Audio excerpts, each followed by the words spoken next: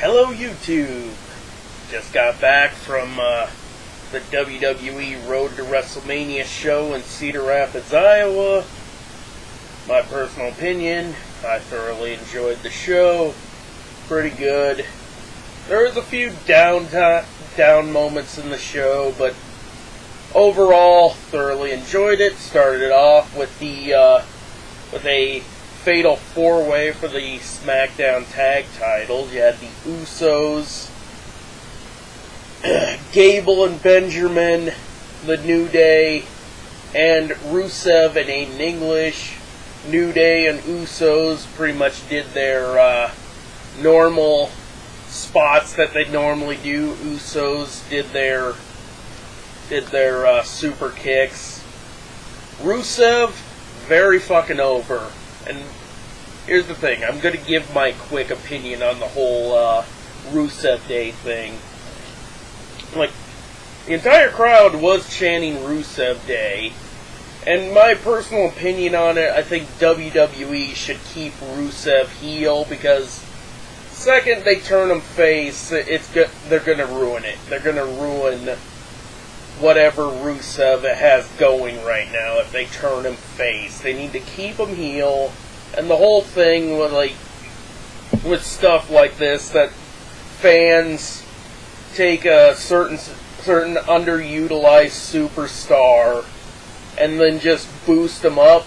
The second WWE starts getting behind them, the fans will turn on them. I've seen this before. I've seen it with Daniel Bryan. I've seen it a little bit with CM Punk.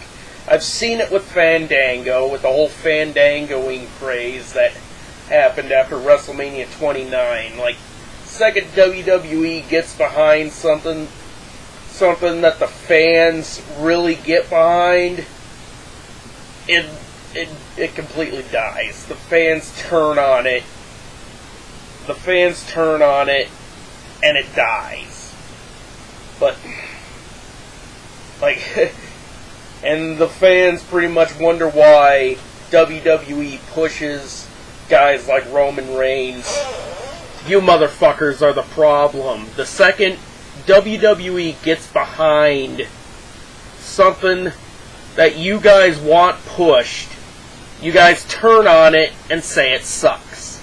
So, keep Rusev heel. It will definitely save it from it being sabotaged. So, that opening match was pretty good. Usos retained, whatever, house show.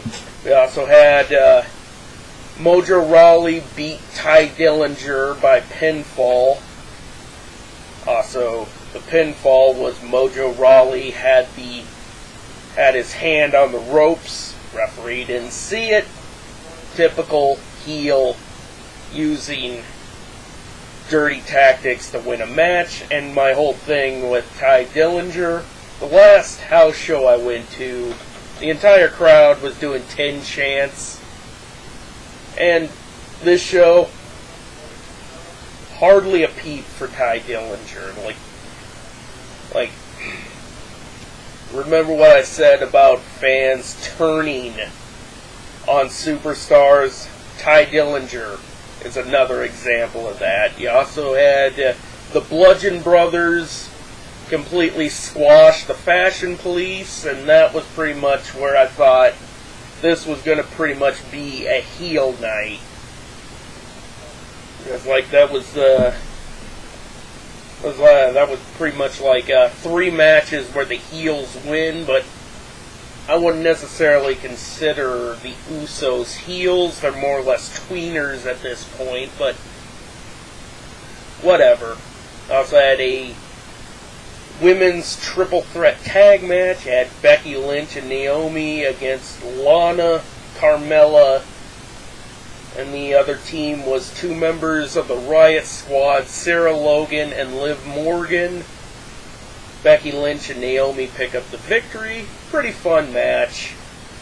One moment I caught away from this, I took a picture of this one and put it on Facebook. Becky Lynch giving a double clothesline to Lana and Sarah Logan. Becky Lynch tags in Naomi. rear view, 1, 2, 3, match over. Pretty fun match. And also, then we also had a United States Championship match, Bobby Roode versus Randy Orton. Match ends in a disqualification. Jinder Mahal comes in, hits Randy Orton. Randy Orton hits both Bobby Roode and Jinder Mahal with an RKO. Crowd gets a huge pop.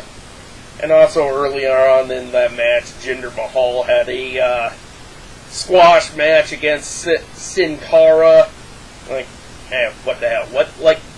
What's the whole point of having Sin Cara there? It's like, couldn't WWE find somebody else for Jinder to fight?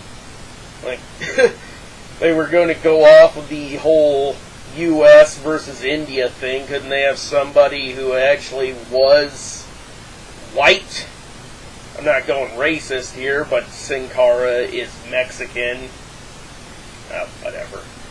Like, the fans can't necessarily get behind somebody who wasn't born in the United States, so that's just wrestling booking 101. Like, Jinder Mahal won the match. It was no-brainer who was going to win that. We also had a pretty decent match between Shinsuke Nakamura and Dolph Ziggler. Kind of like a slow-paced match. It was more or less technical wrestling based. You had some of your moments and spots in it. Like, there was a spot where Ziggler was trying to get Nakamura to shake his hand. They shake hands. Then they were both going to, like, kick each other in the gut. They both grabbed each other's leg, and they were hopping around with each other holding each other's opposite leg. That was pretty funny. Also, Shinsuke Nakamura picks up the victory with the Kinshasa. Is what it is. Pretty decent match. Kind of a little slow, technical It was a good wrestling match with some moments sprinkled in there. Also had a triple threat match for the Women's Championship. I was still at the WWE shop stand when this match started, so I saw the second half of it. It was Charlotte against Natalya and Ruby Riott. Ruby Riott being thrown in there based off of Charlotte having a feud with the Riott Squad. And Natalya, she's pretty much sliding back down the roster back down to just doing house shows, which is a shame because she was SmackDown Women's Champion. And the sad part is she'll probably be back to putting over young talent again, which is kind of sad. Which I'm always a fan of Natalya. She's a good wrestler. It's like WWE wants to push her and then de-push her. It's like they're going to give her a bone every once in a while for pretty much dealing with lackluster pushes. And pretty much Natalya's back to just working house shows again. But whatever. Match was what it was. Charlotte wins the match with the figure 8. And this leads us to our main event. Fatal 4-Way for the WWE Championship. AJ Styles versus Kevin Owens versus Sami Zayn and Baron Corbin. Pretty much 4 of the 6 competitors in next Sunday's 6-pack challenge at Fastlane. So, was what it was. Pretty decent Fatal 4-Way. Fun match to watch. There was pretty much a fan in the corner that was pretty much yelling AJ Styles' name over and over again, and And it reminded me of this one Botchamania video, so I tried to get a shut the fuck up chant going just for shits and giggles. Also AJ Styles picks up the match. It was pretty good. At the Styles Clash, phenomenal forearm.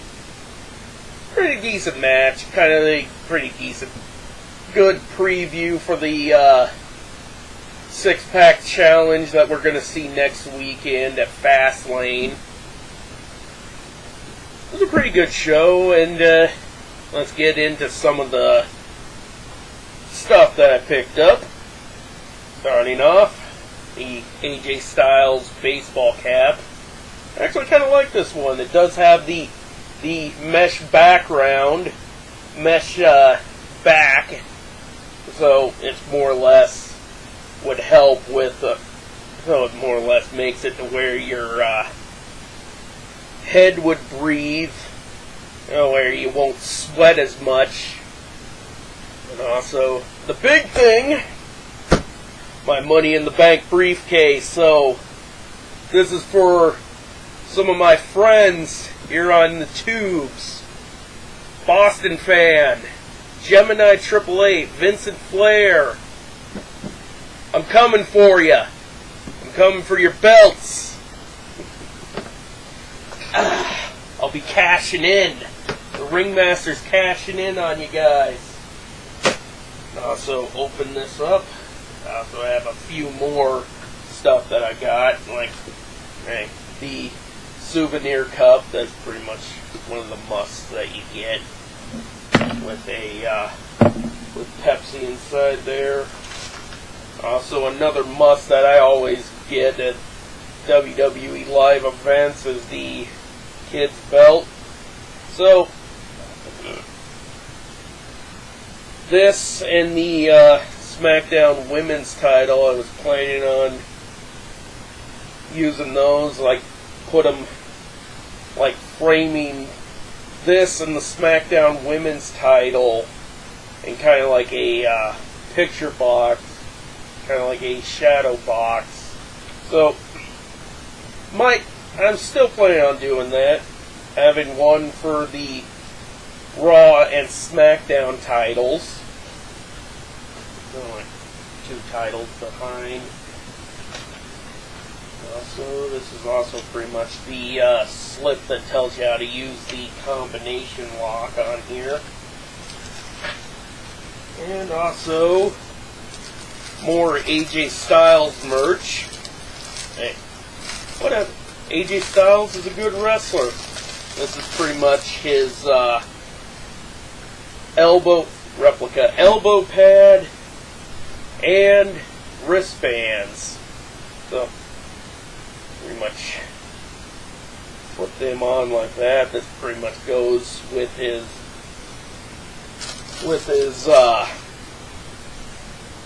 gloves that he wears to the ring. Also, this has the P1 logo on the back of the elbow pad.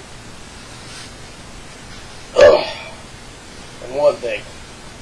And yes, this elbow pad does not feel like one size fits all. Kind of like really tight. On your arm. So yeah, if you have, for people who have bigger arms, like this thing is not going to be able to fit on you. So,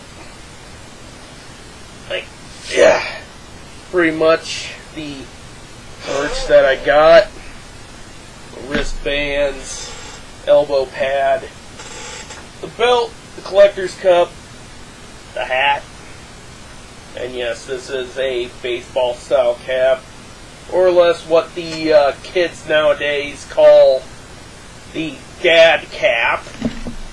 And also